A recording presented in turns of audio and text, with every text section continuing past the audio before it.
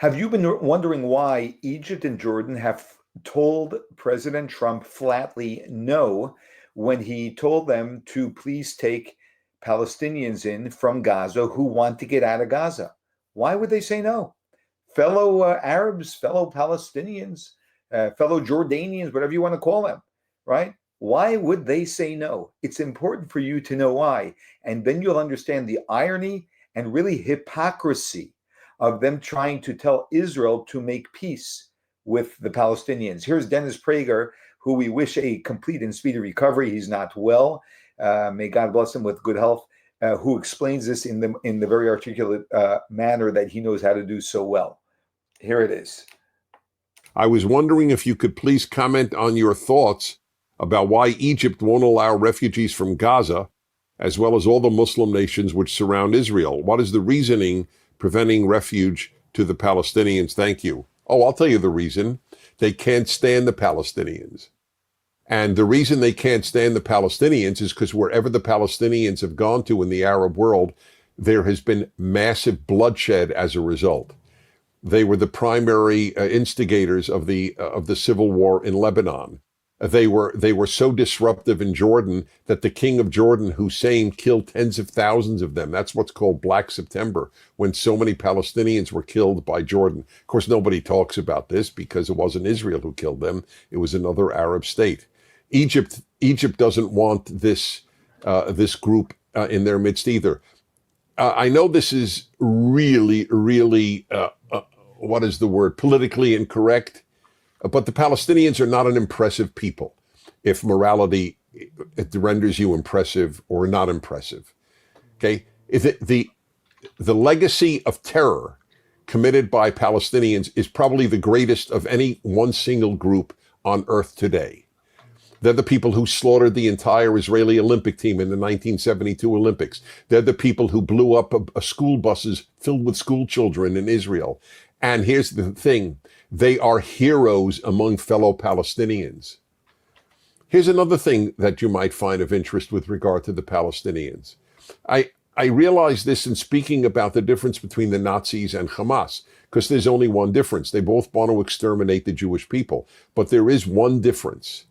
Hamas bragged about what they did to their fellow Palestinians, and the Nazis hid what they did to the Jews from their fellow Germans. In other words, there were more Germans who would have been upset about what Hitler was doing to Jews than there are Palestinians upset about Iran or Hamas would do to Jews. Yeah, I'm sorry, I hate to say this. I wish it weren't true. It's an unimpressive group. Are there impressive individual Palestinians? Of course there are. Of course. There's no group that's all good or all bad. But ask Jordan, ask Lebanon, and ask Egypt what they think about the Palestinians. Don't ask the Israelis. In fact, the Israelis were much kinder to Palestinians.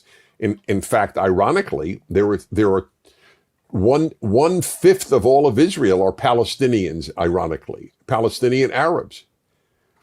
But they have become used to Western civilization and to tolerance and to openness.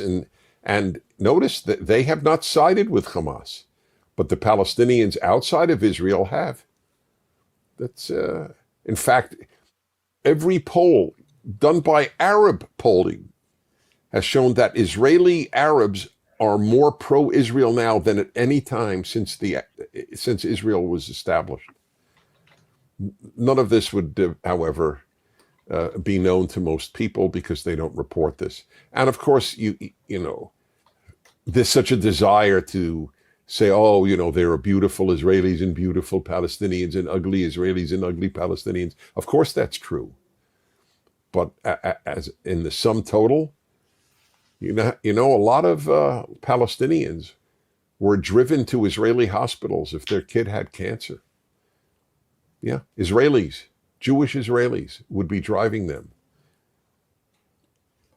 One of the reasons that the Israelis were so hurt by what happened October 7th, aside from the evil that took place, was the disappointment. Because so many from Gaza had been working in the homes. They would cross the border and be treated beautifully by Israelis over the course of years. But they were taking notes about where the shelters were, where an Israeli could hide in terms of attack. And that is one of the ways in which the butchers of October 7th found Israelis. So that's why Egypt doesn't want Palestinians inside of Egypt. Very, very clear. And this is something that's very important to know. The solutions are very simple. Palestinians will put you in your Arab lands, you'll be comfortable, but no Arab land wants them. Jordan, Lebanon, Egypt, all of them suffered greatly from the Palestinians, from their own. So what do they want? Let's keep them as the Jewish problem. That is their actual solution, because wherever they've gone, they have a legacy of bringing bloodshed. They've done that consistently wherever they went. Legacy, what's their legacy? Terror. That's their legacy. It's the legacy of the Palestinian people is terror. And they are heroes amongst their own. In any other civilization, even when the leadership is so horrific, they hide it from the masses, right? Because the masses found out, then the regime would topple. Not amongst the Palestinians, because the masses have been brainwashed to the point that they are part of the problem, because they all celebrate this.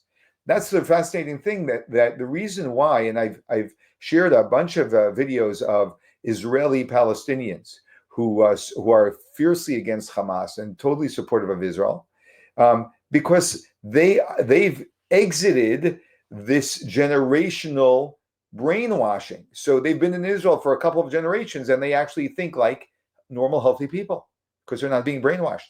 And that's how much time it's going to take to change this. And that's the reason why President Trump says we have to actually get them out of Gaza, because as long as they're in Gaza, all of them are complicit with what Hamas is actually doing, even though they may not formally be part of Hamas. And you can see the comments that they're making now, and how they support Hamas as the leadership in Gaza.